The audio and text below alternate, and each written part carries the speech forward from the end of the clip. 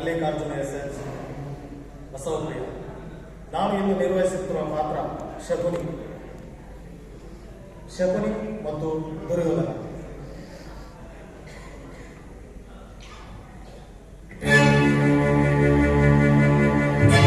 ಸೌಮನ ರಾಜ ಶಕುನಿ, ನೀನು ಮಾಡಿರುವ ಪ್ರತಿಜ್ಞೆ ಏನಾಯಿತು? ನಿನ್ನ ಪ್ರತಿಜ್ಞೆ? ಸತ್ತು! ಈ ಸೌಮನ ರಾಜ ಶಕುನಿಯ ಆಶ್ವಾಸನೆಯನ್ನು ಅಲ್ಲಗಳೆಯುತ್ತಿರುವ ಅಧಮವರ್ಣಗಳೇ ಸತ್ತು! ಏನಿ ಬಗೆಯ ಕೂಪು ಕಂಠದ ಕರ್ಕಶ ಕೇಕೆ, ಏನಿ ಬಗೆಯ ಪ್ರಳಯಾಗ್ನಿ ಗೋಲೆಯಲ್ಲಿ ಪ್ರಚೋದನೆಗೈಯುತ್ತಿರುವ ಪ್ರಚಂಡ ಚಂಡಮಾರುತದ ಪ್ರಳಯ ತಾಂಡವ, ಈ ಭರತ ಖಂಡಕ್ಕೆ ಕೂಪು ಕುಕ್ಷೀಕತೆಯ ಪ್ರವೀಣ, ಮಾತ್ಸರ್ಯದ ಮಹಾವಿಪುಲ, ಕಪಟದ್ಯೂತ,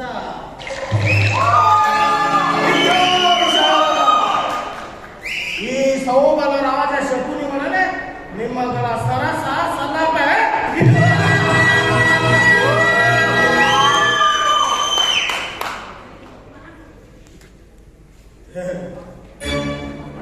ಓ ಧನ್ಯವಾದ ಜನ್ಮ ಶತ್ರು, ನಯವಂಚಕ, ದುರ್ವೀತ, ದುರ್ಜಾತ, ದುರುಳ ದುರ್ಯೋಧನನೇ ಕೇಳು.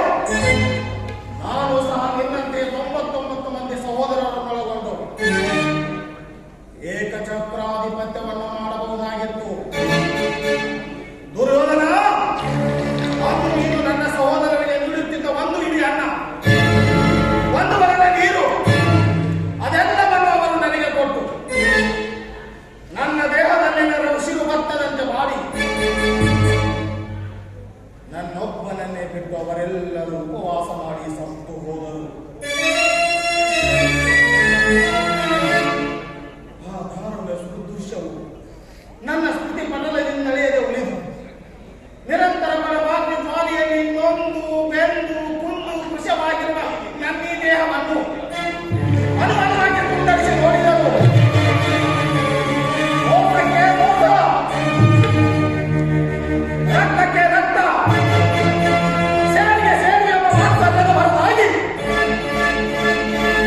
ಯಾವ ಆಸೆ ಆಕಾಂಕ್ಷೆಗಳು ನನ್ನನ್ನು ಆವರಿಸಲು ಅಸಾಧ್ಯ.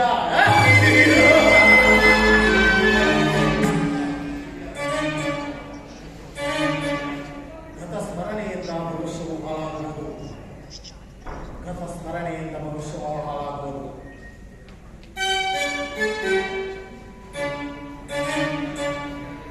ಅಳಬೇಡಿರಿ, ಅಳಬೇಡಿರಿ ನನ್ನ ಹತಭಾಗ್ಯ ಸಹೋದರರೇ, ಅಳಬೇಡಿರಿ.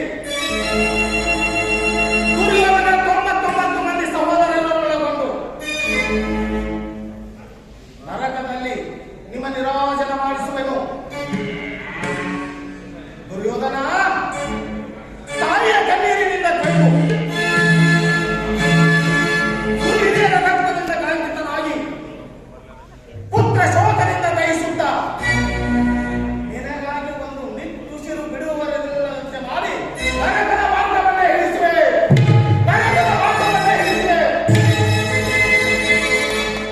ಯಾರಿಗೆ ಮಾತ್ರ ನರಕದ ಮಾರ್ಗ? ನಿನಗೆ ಶಕುನಿ, ನಿನಗೆ ಪರಮ ವೈರಿಗಳಾದ ಆ ಪಾಂಡವರಿಗೆ ಏನು ಮಾಡುವಷ್ಟರಲ್ಲಿ. ಅದಿರಲಿ ಮಾವ, ನಾನು ಮಾಡಿದ ಕಾರ್ಯವು ಯುಕ್ತವೇ? ಚಿಂತೆಯ ಕುರುರಾಜ ಜಯದ್ರಥ ಕೃತವರ್ಮಾದಿಗಳು ಇತ್ತ ಕಡೆಗೆ ಬರುತ್ತಿರುವರೆಂದು ದೂತನು ಸಮಾಚಾರ ತಂದನಲ್ಲವೇ? ನಾರ್ಮಲ್ ನೋಡು. ನಿನ್ನ ಆಶೀರ್ವಾದ ಬಂದಿದ್ದರೆ ಸಾಕು, ನಾನೇನು ಬರ್ತು